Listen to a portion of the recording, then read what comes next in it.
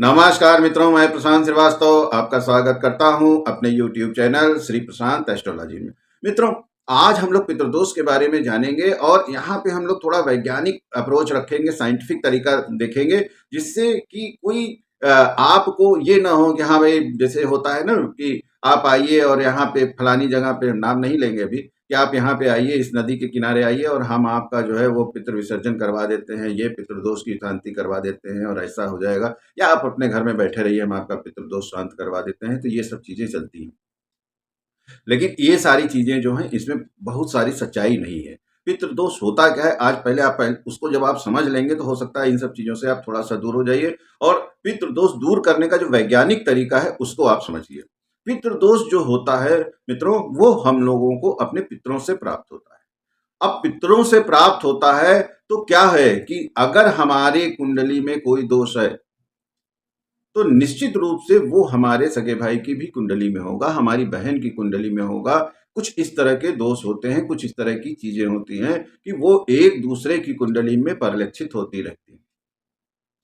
और इसीलिए आपने देखा होगा कि जब दोष है अगर, तो वो पूरा का पूरा परिवार, वो पूरा का पूरा कुटुंब, पूरा का पूरा जो खानदान है, वो सेम चीजों से डिस्टर्ब होता रहता है। सेम चीजें जो है सब लोगों को घूम घूम के करती एक तरीके से परेशान करती रहती है। यहाँ पे अब दूसरी एक चीज आप समझ लीजिए। बहुत सारे लोग कहते हैं कि भाई ठीक है, लड़कियों को पितृदोष नहीं लगता है। ये भी एक कोरी बकवास और अफवाह है।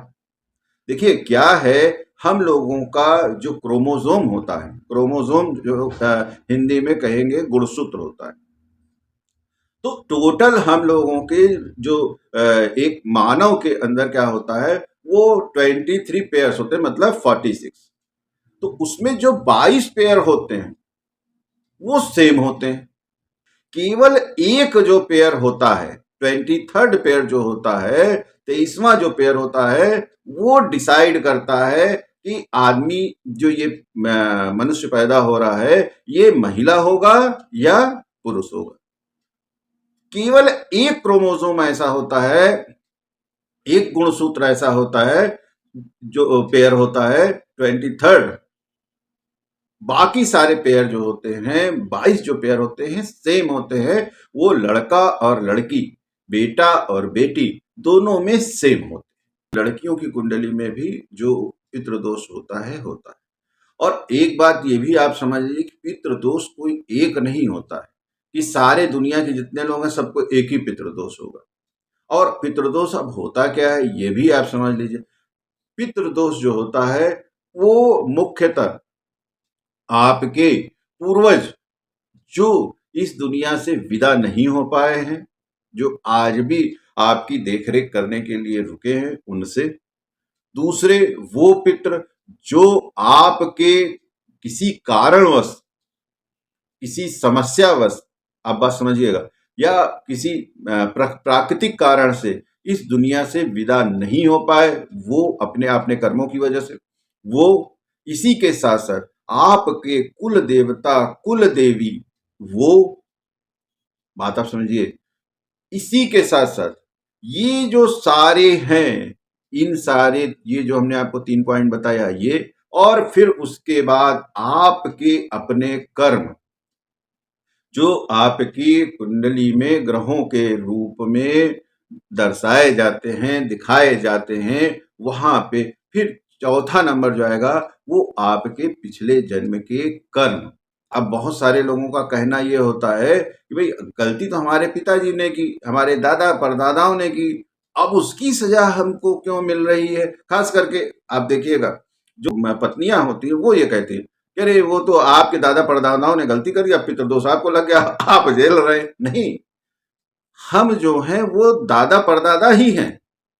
हम परदादा कई पुश्तों पहले, हो सकता है हम इसी कुल में जन्मे रहे हों, हम ही ने गलती की है, अब हम वही गलती फिर सुधारने बार बार हम अपने स्कूल में जन्म ले रहे हैं। तो एक तो जो ये हुआ, इस तरह से पितृदोष होता है।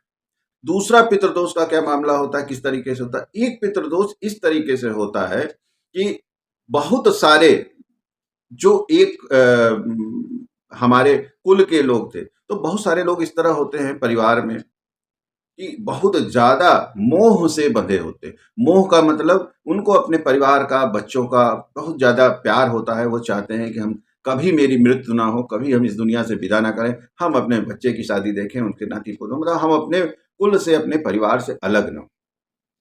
तो इस तरह की बहुत सारी आत्माएँ जो होती हैं, वो जल्दी पृथ्वी से विदा नहीं होती। वह विदा नहीं लेती हैं। कोई ना कोई वो बहाना बना के फिर से पृथ्वी पे पड़ी रहती हैं। उसमें बहाना बहुत सारे होते हैं।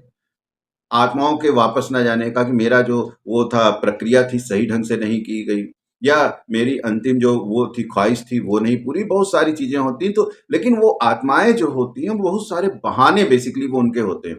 और वो बना-बना के वो जो है पृथ्वी से जाना नहीं चाहती। वो इतना मोह होता है उनको अपने बच्चों का, अपने परिवार का, अपने कुटुंब का, कि वो चाहते हैं कि हम ये पीढ़ी भी देख लें, अगली पीढ़ी भी देख लें। हम चले जाएँगे तो इन लोगों की ज़िम्मेदारी या भार कौन उठाएगा? यहाँ पे एक बात आप समझ लीजिए, और कि जो पितृदोष की आप बात कर रहे हैं, वो फिर तब खड़ा हो जाता है। जैसे हमने बताया एक दूसरा पितृदोष, तो दूसरा पितृदोष कब खड़ा हो जाता है? जब इस तरह की जो आत्माएँ आपके परिवार की हैं, आपके कुटुंब की हैं, जो कि अभी इस पृथ्वी से विदा नहीं ली हैं, उनको उनकी मृत्यु हुए आप समझ लीजिए चाहे 10 साल हो गया, 20 साल हो गया, 50 साल हो गया, 100 साल हो गया, लेकिन वो विदा नहीं ले पाए, मोह में। तो अब क्या है कि वो इस दुनिया में दूसरे एक रूप में अवेलेबल है, ठीक? और वो ऑब्जर्व कर रहे हैं आपके परिवार को, आपके बच्चों को, आप अपने पूरे कुटुंब को। और इस तरह की एक आत्माएं नहीं होती हैं, क्योंकि हम लोगों के यहाँ आपको बता दे, सनातन धर्म में तो व्यवस्था थी, लेकिन सनातन धर्म जब से हिंदू धर्म हो गया, तब से हम लोगों को मरने की ट्रेनिंग नहीं दी जाती है। अब आप कहेंगे मरने की ट्रेनिंग क्या होती है? अब ये भी एक नई चीज तुम लेके आ गए। तो मरने की ट्रेनिंग क्या होती है? जैसे आपने पहले सुना होगा आश्रम्स के बारे में, कि आदमी जीवित रहते ही वो घर परिवार सब छोड़ के चला जाता था। एक समय आता था कि भाई अब ठीक है, बस हो गया, हमने सब कुछ जो था हमने कर दिया, अब हम तुमको दे रहे हैं चाबी, तुम ले लो। बच्चे को अपने दिया, मतलब ये एक ट्रांसफर कर देता था, फिर उसके बाद बाल बच्चों के साथ रहता था, नाती पोतों के साथ एक डिटैच होके रहता था। बहुत सारे लोग इस तरह से भी रहते थे। फिर उसके बाद कुछ लोग तो वाकई में साधु के संतों के साथ चले जाते थे, या नहीं भी जाते थे, उस शहर में, उस घर में, उस गांव में भी रहते थे, तो भी मंदिर में, धर्म में उसको ये होता था कि बस अब हमारा ड्यूटी पूरी हो गई नाउ, अब हम एक रिटायरमेंट की लाइफ जी रहे हैं, जीवन से रिटायरमेंट की। और फिर वो उसको ये रहता था कि अब कभी भी मौत आ जाए हमको एक्सेप्ट है, और हम जो है चले जाएंगे हंसी खुशी, भगवान हमको कुछ नया जन्म बना के दो, या जो भी उसके मन में इच्छा अपने पास बुला लो, इस तरह का मामला होता था। आज जो हम लोगों की लिप्सा होती है, इधर आप देखेंगे काफी जब से सनातन धर्म हिंदू धर्म बना, तो लिप्सा नहीं खत्म होती है, भोग नहीं खत्म होता, और मरने की कोई ट्रेनिंग नहीं है। तो हम लोगों को पता ही नहीं होता है। अब पता लगा सुबह जो है जा रहे थे ऑफिस या दुकान पे, 60 साल की उम्र में, 70 साल की उम्र में, 90 साल की उम्र में, पता लगा कि ऑफिस जा रहे थे 80 साल की उम्र में। वहाँ पूरा नाती पोते, हमारा फर्म जो है, हमारी जो कंपनी है उसको चला रहे हैं, लेकिन मेरा अभी भी केबिन बना हुआ है, हम जा रहे हैं वहाँ पे। और मेरी उम्र 80 साल हो गई है, 90 साल हो गई। पता लगा कि एक शरीर तो एक समय तक ही आपका साथ दे सकता है। तो फिर पता लगा कि आप एकदम से झटका आया, और आप जो है शरीर ने आपका साथ छोड़ दिया, लेकिन आत्मा अभी तैयार हुई थी जाने के लिए ऑफिस, और उसको ऑफिस ही जाना है। उसको चिंता है कि वहां पेमेंट कैसे होगा, तो वो नया माल कैसे आएगा। तो इस तरह की एक हम आपको बता रहे एग्जाम्पल है सारे। या उसकी लड़की की, मेरे पोते की शादी कब होगी, या पोती की शादी, पोते के बच्चों की शादी कब होगी, नाती पोतों के बच्चों के लिए भी चिंतित है वो। तो वो क्या है कि उन्होंने मरने की तैयारी ही नहीं की, और ये क्या है, मर गए। बहुत सारे उनके दिल में अरमान हैं, बहुत सारी चीजें। अब वो विदा नहीं होना चाहते हैं, वो ये कहते हैं भाई ठीक है, हम किसी भी रूप में यहाँ पे बने रहे। इसीलिए आपको बताएं, आज की डेट में मेरा अपना व्यक्तिगत अनुभव एक लोगों के साथ नहीं, बहुत सारे लोगों के साथ है। तो पितृ दोष का, शांत का, फिर चार जो हमने आप बताया समस्याएं मुख्यतः, तो उसमें यह है कि आपको दो तीन चीजें करना पड़ेगा। पहला, तो आपको अपने पितरों को संतुष्ट करना पड़ेगा। संतुष्ट करने का मतलब कि उनका मान सम्मान मर्यादा उनकी जो है आपको निभानी पड़ेगी। उनको याद करना पड़ेगा, उनके लिए आपके मन में अच्छे विचार आने चाहिए कि हाँ भाई उन्होंने हमारे लिए बहुत अच्छा किया। दूसरी बात कि जो हम लोगों का पितृपक्ष का जो मौसम होता है, जो 15 दिन के समय होता है, उस दौरान आपको बाकायदा अपने पितरों से संबंधित जो भी उनको अच्छा लगता था, वो खाना जो खाना चाहते मतलब खाते थे, या जो उनके टेस्ट थे, या जो भी वो करते थे, जो चीजें उन्हें पसंद थी, वो सारी चीजें आपको उनको भोग लगानी चाहिए, देनी चाहिए। अब यहाँ पे आएगा नॉनवेज और वेज का मामला। तो यहाँ पे हम आपको बता दें, उसका भी कोई मतलब नहीं है। आपको जो भी आपके पितरों को पसंद था, वो उन सारी चीजों का बिल्कुल से उनको ऑफर करना चाहिए, उनको देना चाहिए। उनको बस ये पता चलना चाहिए कि हाँ ये ऑफर कर रहा है, इसमें हमारा नाम लेके, इट मीन्स कि ये इसको मेरे लिए, मेरे प्रति जो है ये चीजें याद है। ठीक, कि हाँ हमारे पिताजी का ये व्यवहार था, ये स्वभाव था, उनको ये अच्छा लगता था, ये बुरा लगता था। तो आपको वो करना चाहिए। तीसरी चीज, आपका जो भी कुल देवता है, जो भी कुल देवी है, निश्चित रूप से आपको साल में एक बार उसकी जो पूजा की प्रणाली आपके परिवार की, आपके हर घर की अलग होती है, जो भी आपकी पूजा की प्रणाली है, आप उसको निश्चित रूप से स्वयं से करिए। किसी किराए के भाड़े के व्यक्ति से आप अपने घर की अगर पूजा प्रणाली करा लेते हैं तो उसका कोई मतलब नहीं। हाँ, आपके गांव में अगर कोई इस तरह की व्यवस्था, आप नहीं जा सकते हैं वहां पे, तो वहां पे जो भी ब्राह्मण है या जो भी व्यक्ति है, ब्राह्मण या आपके परिवार का कोई व्यक्ति अगर वहां रह रहा, तो उसको आपने बता दिया भाई ठीक है, तुम जो भी खर्च है हमसे ले लिया करो, यहाँ पे तुम जाके पूजा पाठ कर दिया करो डेली का। कुछ नहीं, अगरबत्ती ही जला दिया करो, 2 रुपए का बतासा ही चढ़ा दिया करो। वो आपकी भावना देखते हैं, हम उसका पेमेंट जो है कर देंगे। लेकिन ये नहीं कि आपने टोटल उसी को दे दिया, फिर आप पता लगा 10 साल तक नहीं गए। आप भी जाइए, कम से कम साल में एक बार जाइए, अपने जो आप की व्यस्तता है उसके लिए क्षमा मांगिए। अगर 2 बार आप जा सकते हैं कि हाँ भाई, जो भी आपके कुल देवता या देवी हैं उनसे मांग के कि हाँ भाई ठीक है, आप हमको बुलाइए, बार बार हम आएंगे, हमारा आप देखिए बाल बच्चों को, परिवार को देखिए, कितनी आपके जो ये कुल देवता है, कुल देवी हैं, कितनी आपकी तगड़ी मदद करते हैं, जितनी मदद कोई नहीं कर सकता। आप कभी कभी तो आपके ग्रह नक्षत्रों को भी वो जो है कंट्रोल कर लेते हैं। कंट्रोल करने मतलब नहीं कि 100% कंट्रोल कर लेंगे। हाँ, 60-70% वो आपकी समस्या को अपने उससे रोक लेते हैं। यही हाल पितरों का होता है। पितरों का मतलब, अब जो हमारे पुरखे हैं, आपने देखा होगा कभी कभी किसी किसी को एक्सीडेंट हुआ, पता लगा वो बस के नीचे चला गया, ट्रेन के नीचे चला गया, पूरी ट्रेन निकल गई, फिर वो खड़ा हो गया, या पूरी वो बस निकल गई, सबने समझा कि तो मामला खत्म हो गया, अब पता लगा कि वो एकदम से खड़ा हो गया, अपनी बाइक उठाया फिर चल दिया।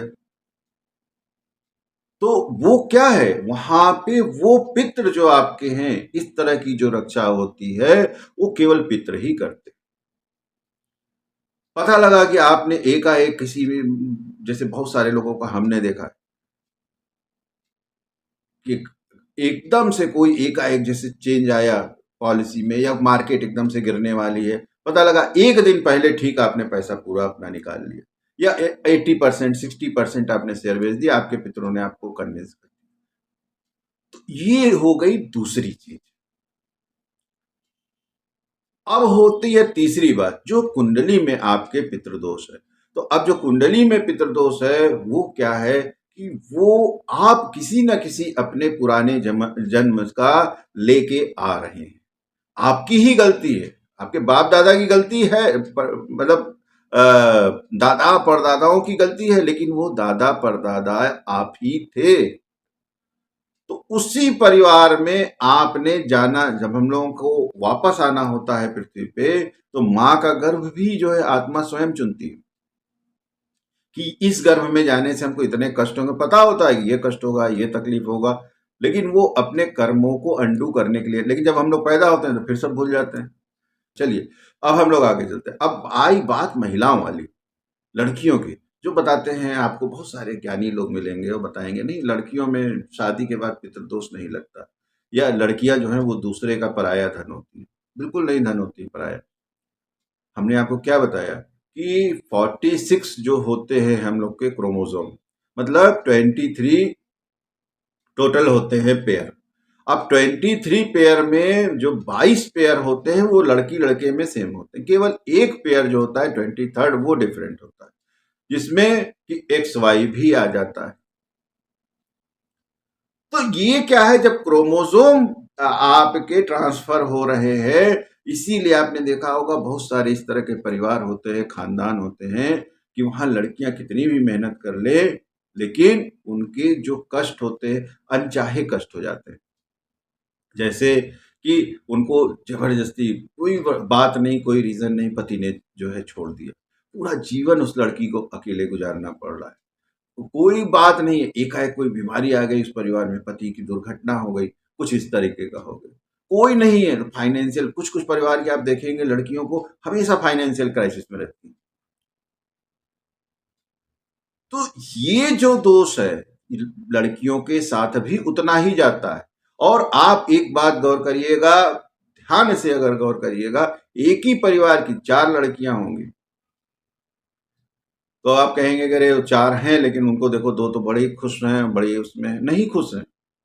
आप जो खुशी देख रहे हैं कि देखें 2 लड़कियां तो बहुत पैसे वाले घर में हैं और 2 एकदम गरीब घर में हैं, तो पता लगा जो पैसे वाले घर में है वो बहुत ज्यादा बीमार हैं, उनका आपस में सिंक्रोनाइजेशन सही नहीं, परिवार से एडजस्टमेंट सही नहीं, कोई ना कोई दिक्कत, सुकून शांति कुछ न कुछ दिक्कत उनको बनी, तो वो चारों लड़कियां परेशान रहेंगी।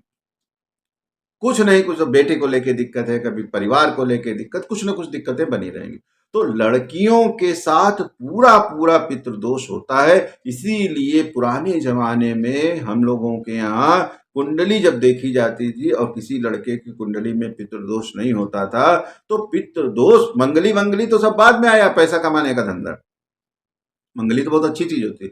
तो ये पहला जो चीज देखा जाता था वो ये देखा जाता था कि मंगली छोड़ दो, क्या है क्या नहीं है, पहले देखा जाता था कि क्या इस लड़की में कोई इस तरह का पितृदोष तो नहीं जो हमारे बच्चे की लाइफ को पूरा स्पॉइल कर दे,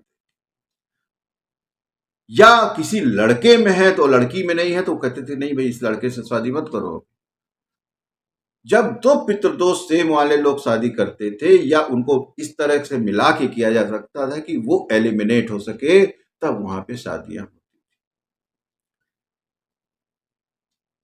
लेकिन आजकल के जो मैकाले के शिक्षा प्रणाली वाले लोग हैं, तो उनको क्या है कि वो ज्ञानी है, वो बुद्धिमान है।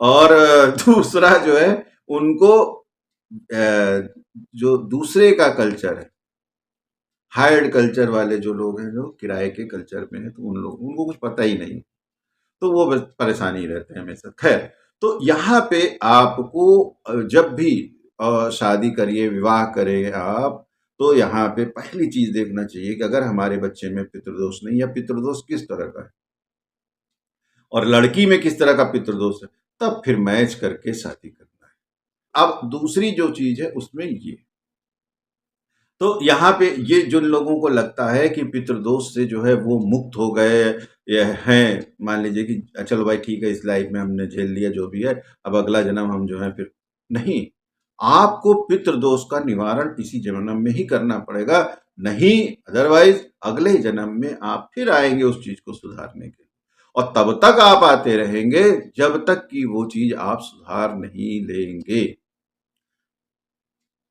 ठीक, तो इसलिए आपको यहाँ पे ये जो सिस्टम है कि अपना पितृदोष जो है उसको किसी न किसी रूप में आप पहले सुधारने की प्रक्रिया में आ जाइए।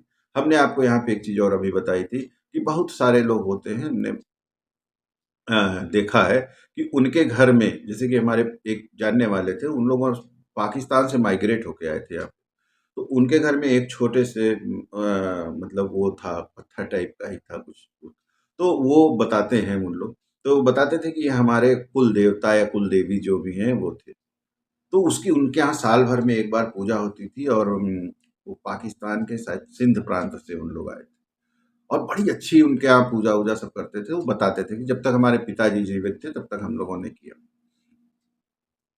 लेकिन पिताजी के मरने के बाद जब वो ट्रांसफर हुआ भाई, अब बड़े लड़के करेंगे या जो भी करेंगे, तो लड़के चूंकि बहुत व्यस्त, जैसे हमने आपको बताया, तो उन लोगों ने कहा कि नहीं भाई हम लोग तो नहीं कर पाएंगे, तो उन्होंने ब्राह्मणों को दे दिया या मंदिर में दे दिया कुछ। उसी लड़के ने बताया। मुंबई में उन लोगों का भी वर्तमान में निवास, और उन्होंने दे दिया। और फिर उसके बाद जो है 1 साल तक तो मतलब बड़ी वो रही इनके यहाँ। धीरे धीरे दिक्कतें उसके बाद इनके यहाँ शुरू हुई, और बाद में उनकी इतनी स्थितियां बुरी हो गई कि मतलब उनको जीवन जो है बोझ लगने लगा। और जिसको भी दिखाते थे, कुंडली दिखाएं, ये दिखाएं, वो दिखाएं, सब उनको तमाम दुनिया तरह के उपाय बता दें, वास्तु ये वो सब करके फिर उसका मामला बन जाता था, और इनका फिर वहीं के वहीं रह जाते थे। फिर जब हमने इनसे पूरा डिस्कशन किया, डिटेल में हमसे बात हुई, तो हमने जब पूछा, तब इन्होंने ये कहानी बताई कि भाई हम लोग जब पाकिस्तान से आए थे तब तो ऐसा ऐसा था, अब तो ये हो गया।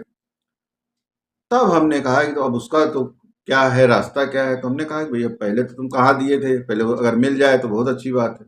तो फिर हमने उसका डिफरेंट टाइप के फिर समाधान बताया कि लेकिन करना तुमको पड़ेगा ही।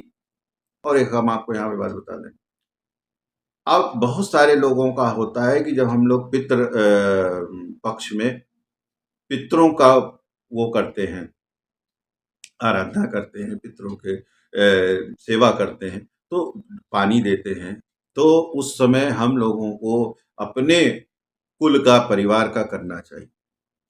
तो बिल्कुल आप ये मान के चलिए कि आपके पिताजी ही केवल आपका कुल नहीं है, परिवार नहीं है।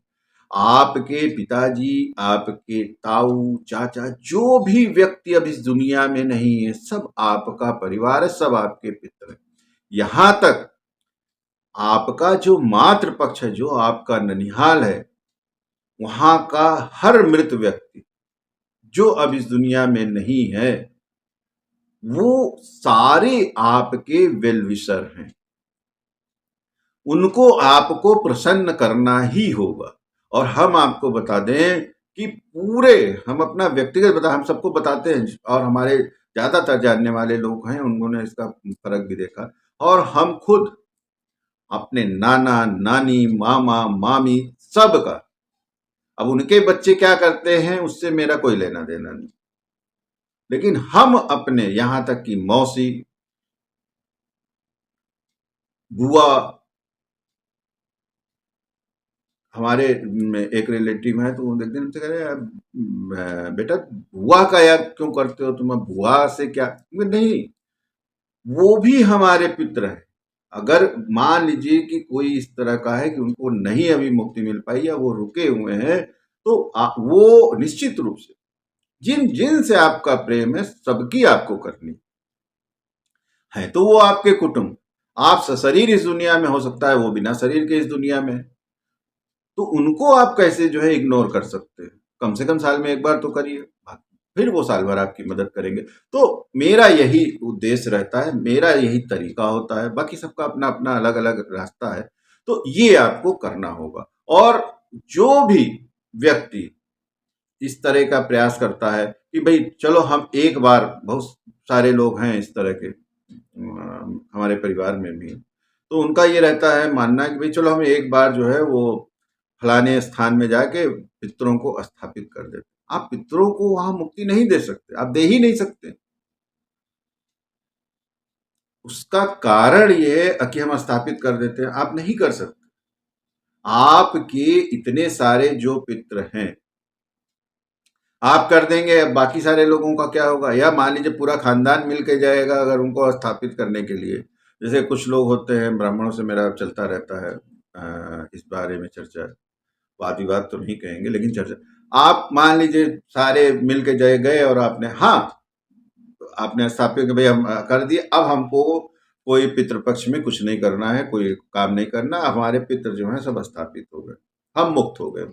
पितरों से मुक्त होंगे तो आप खत्म हो गए। फिर जो लोग पितरों से मुक्त हुए, तो फिर उसके बाद तो मामला आपका खत्म है, क्योंकि आपका जो इस दुनिया में सुरक्षा कवच था वो तो खत्म हो गया ना।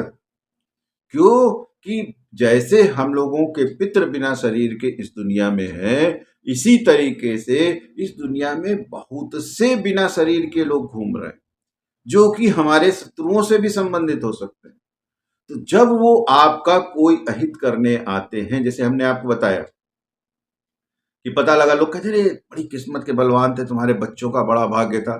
पता लगा वो बस के नीचे चला गया और बस चली गई ऊपर पूरा, और फिर उठा, हाथ पैर झाड़ा और बाइक उठाई अपनी, फिर चल पड़ा। ट्रेन के नीचे कोई औरत चली गई और पता लगा कि पूरी ट्रेन निकल गई उसके ऊपर से। अब फिर उसके बाद उठी और खड़ी हुई, आ गई अपना, चलो भाई ठीक है, ऑटो करके अपने घर चली गई। तो ऐसी भी है। तो ये क्या है, ये आपके पितृ आपके वो क्या कहते हैं, एक तरीके से सुरक्षा कवच है। तो इसलिए पितरों को जो स्थापित करना है, हमने तो कर दिया, हमने फलानी जगह में किया, नाम नहीं ले रहे हैं, हम धमाकी जगह में कर दिया, वो कोई उसका कोई मतलब नहीं। आप पितरों को भूल ही, अगर आप पितरों को भूल गए तो फिर आपका जो हम लोग इस दुनिया में है, इसको कहा जाता है मृत्यु लोक। तो फिर आप मृत्यु लोक में क्या कर रहे हैं? बिना पितरों के आप यहाँ रह ही नहीं सकते, क्योंकि यहाँ पे सशरीर ही लोग नहीं है, बहुत सारे लोग अशरीर हैं। और यहाँ पे आप एक चीज और जान लीजिए कि बहुत सारे पितृ हमारे जो बहुत पॉजिटिव एनर्जी वाले होते हैं, वो सिर्फ इसीलिए रुक जाते हैं कि हम अपने परिवार की, आने वाले पीढ़ी की रक्षा करते रहे। नहीं तो जो ये मामला है, इतने जो यहाँ बिना शरीर वाले घूम रहे हैं, वो हमारे बच्चों को नुकसान पहुंचा सकते हैं। और ये सारी जो चीजें हैं, अब पहले तो था कि सब किस्से कहानियों की बात होती थी, लेकिन आज धीरे धीरे साइंटिफिकली चीजें अब होती भी जा रही है, लोग पता भी करते जा रहे हैं कि हाँ भैया ऐसा होता है, बिल्कुल होता है कि बिना शरीर के भी लोग मूव करते हैं, लोग बात कर रहे हैं, और यहाँ नहीं है। आप लोगों के देश में, वहाँ विदेशों में भी, पश्चिम में भी लोग काफी इस तरह चीजों में लगे रहते हैं। तो बहुत सारे लोग हैं, उनको देखिए तो सपने में जो है, आपके सपने में वो आ रहे हैं, आपके कभी दादा आ रहे हैं, कभी चाचा आ रहे हैं, कभी मामा आ रहे हैं, कभी बुआ आ रही, कोई आ रहा है, मतलब आप अपने पुराने लाइफ में चले गए हैं, पिताजी आ रहे हैं। तो क्या है कि अभी मुक्ति नहीं मिली है, वो अभी है इस दुनिया में। आप जब तक कॉन्शस माइंड में हैं, शरीर के साथ एकदम जुड़े हुए हैं, तब तक वो नहीं। जहां आप गहरी नींद में गए और शरीर ने और दिमाग ने साथ छोड़ा, आप उनके दर्शन करने लगते हैं। तो ये बहुत कठिन साइंस है और इस पे बहुत बहस वाली बात नहीं है। मेरा मित्रों, आप लोगों को पितृ दोष के बारे में ये वीडियो देने का मतलब ये, हमने इसे बहुत सारी चीजें कवर करने का प्रयास किया, लेकिन फिर भी अगर कुछ चीज छूट गई हो तो निश्चित रूप से आप लोग हमको बताइएगा कमेंट में, भाई ये भी है, मतलब अगर कोई किसी तरह का डाउट हो, किसी तरह का आपके मन में शंका हो, तो फिर आप बताइएगा। और आपको अगर किसी तरह के कोई प्रश्न हो, कुछ चीजें हो, तो आप जरूर कमेंट में लिखिएगा। प्रयास करेंगे कि हम आप लोगों की जो शंकाएं हैं उसको समाधान करने का प्रयास करें। और अगर मान लीजिए बहुत ज्यादा आपका क्वेश्चन आ जाता है, तरह तरह के क्वेश्चन आ जाते हैं, तो फिर हम ये भी कर सकते हैं कि हम आपको किसी दिन लाइव आके आप लोगों से डायरेक्ट बात कर लें और आपके डायरेक्ट जो प्रश्न हो उनको भी सॉल्व कर दें, उनका भी समाधान करें, फिर अपने स्तर से जितना हमको ज्ञान है, नॉलेज है। मित्रों, इस वीडियो में फिलहाल के लिए इतना ही। पुनः किसी नए वीडियो में आपसे मुलाकात होगी, तब तक के लिए आज्ञा दीजिए। नमस्कार।